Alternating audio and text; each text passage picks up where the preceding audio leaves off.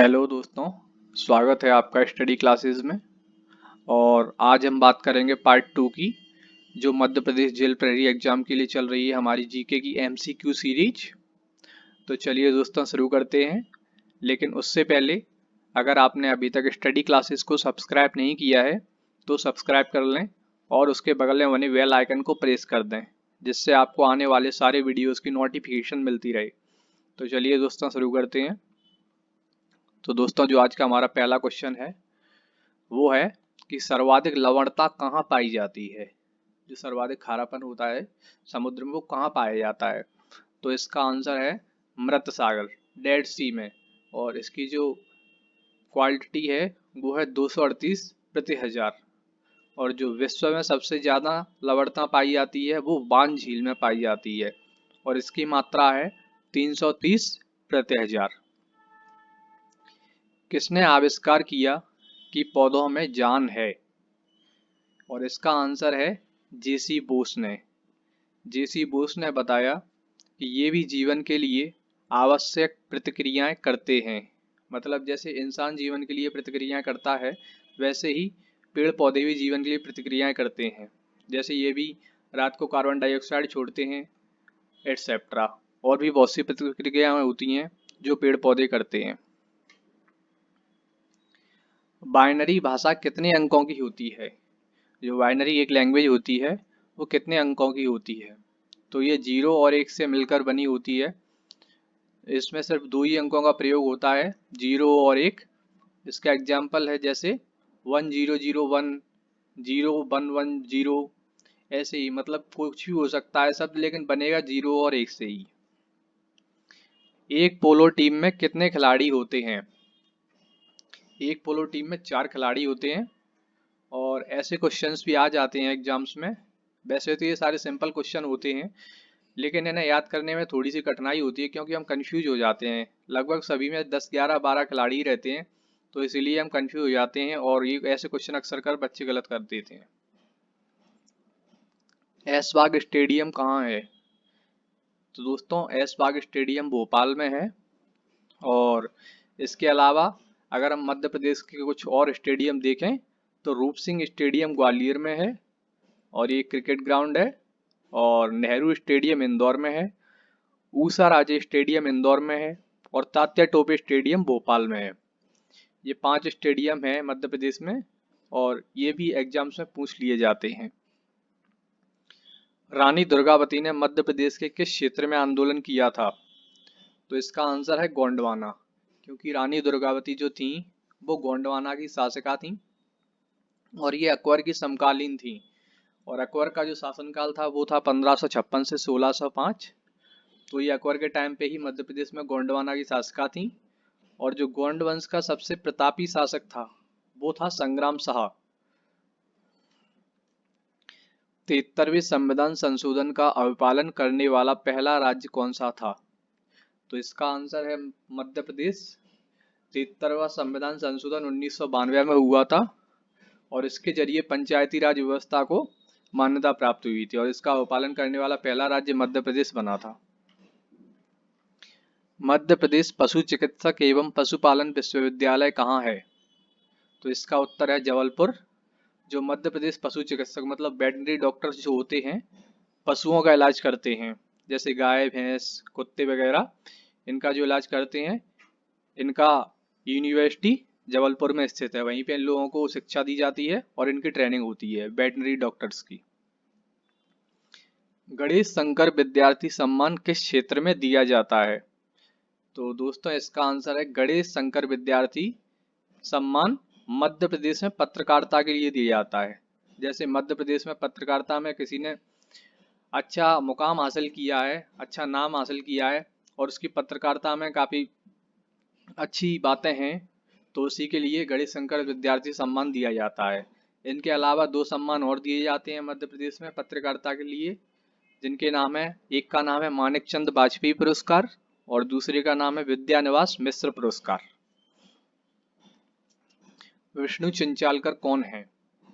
तो विष्णु चिंचालकर एक चित्रकार थे। संत सिंगाजी मध्य प्रदेश में किस जगह निवास करते थे।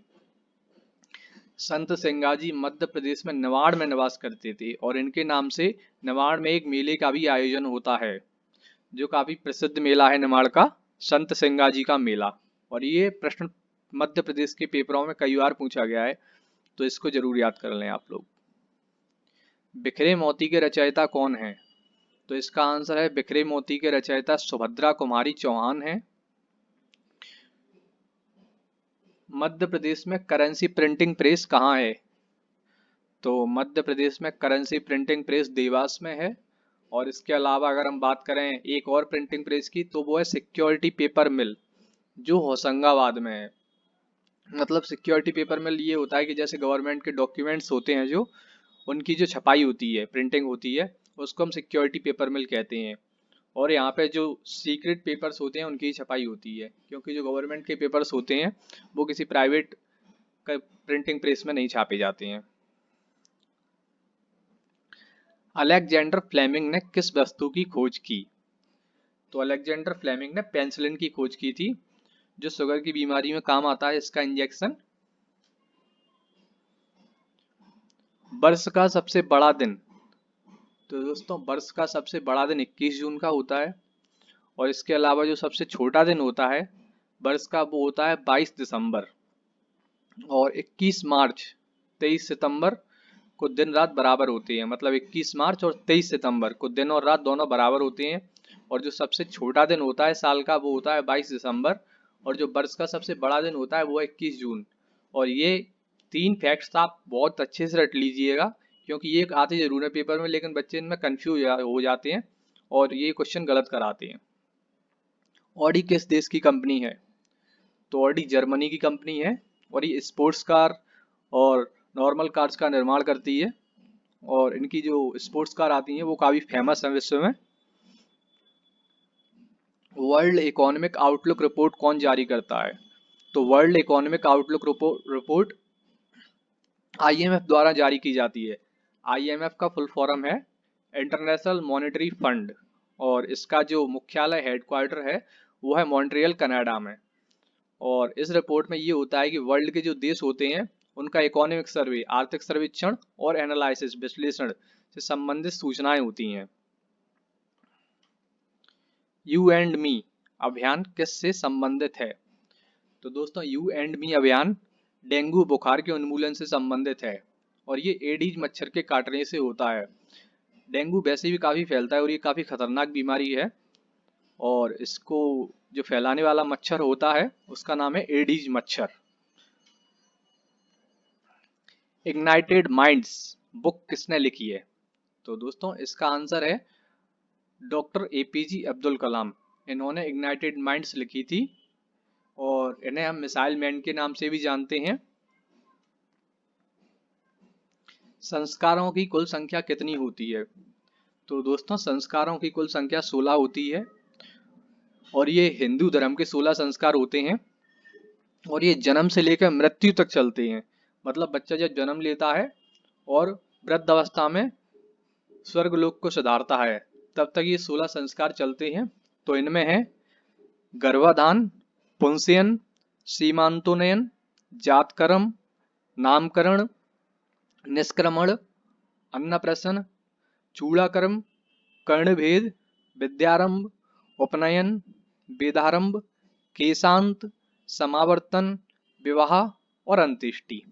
तो ये 16 संस्कार मैंने एक बुक में से ही देखे थे। अगर इनमें से कुछ या मिस्टेक हो या फिर कुछ गलती हो तो आप लोग कमेंट बॉक्स में बताइएगा। शाहनामा पुस्तक का लेखक कौन है? तो दोस्तों शाहनामा पुस्तक का लेखक फिरदौसी था। और फिरदौसी जो था वो महमूद गजनबी का दरबारी कवि था। और इन्होंने शाहनामा की रचना की थी। तो दोस्तों आज के थे ये हमारे 20 प्रश्न। तो इनमें अगर कोई मिस्टेक हो या फिर ये क्वेश्चन आपको अच्छे लगे हों तो कमेंट बॉक्स में अवश्य बताएं।